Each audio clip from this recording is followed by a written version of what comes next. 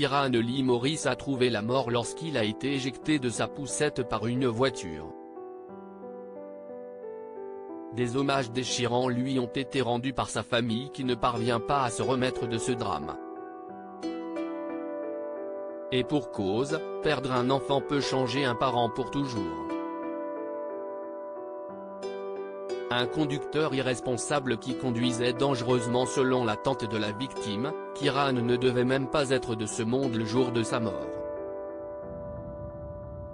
En effet, le bébé est né prématurément comme le rapporte le Daily Record. Le présumé responsable, James Paul Davis, âgé de 34 ans, a été accusé d'avoir provoqué la mort de l'enfant en conduisant dangereusement. De surcroît, l'homme aurait conduit sans assurance, ne se serait pas arrêté sur les lieux de l'accident et n'aurait pas signalé la collision. Un hommage déchirant pour ce bébé de 2 semaines. Les parents ont publié un hommage riche en émotions, dans lequel ils ont exprimé leur profonde affliction. Les cœurs de maman et de papa seront toujours endoloris et nous t'aimons plus que tout. Nous n'avons pas pu te garder longtemps mais nous sommes heureux d'avoir eu la chance de te rencontrer, de prendre soin de toi et de t'appeler notre fils.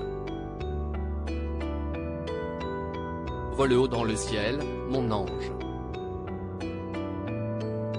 Un jour après le drame, tandis qu'un amas d'hommages a afflué sur les lieux de l'accident, le couple a été ébranlé par toute cette compassion. Des amis ainsi que des membres de la famille étaient là pour partager leur tristesse en déposant messages, fleurs, ours en peluche et bougies.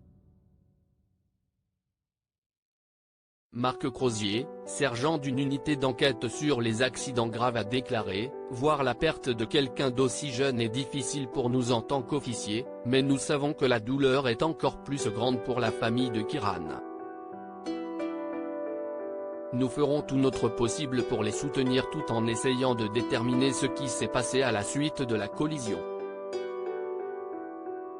Les gestes de sécurité à adopter au volant. La route demeure le théâtre de plusieurs pertes tragiques. Que ce soit l'inattention, l'imprudence ou l'irresponsabilité qui en sont la cause, la vigilance doit être un réflexe fondamental. L'OMS rappelle dans ce registre les comportements à adopter pour prévenir les accidents de la route, le port constant de la ceinture de sécurité, un geste négligé par plusieurs personnes et dont le manquement est la cause des drames les plus marquants. Ne pas conduire en état d'ébriété en moto ou en vélo, porter un casque, respecter la limite de vitesse, éloigner le téléphone portable de son champ de vision. Comment surmonter le deuil d'un enfant ? Le deuil étant un processus unique à chacun, nous sommes tous susceptibles d'y réagir de manière différente et personnelle.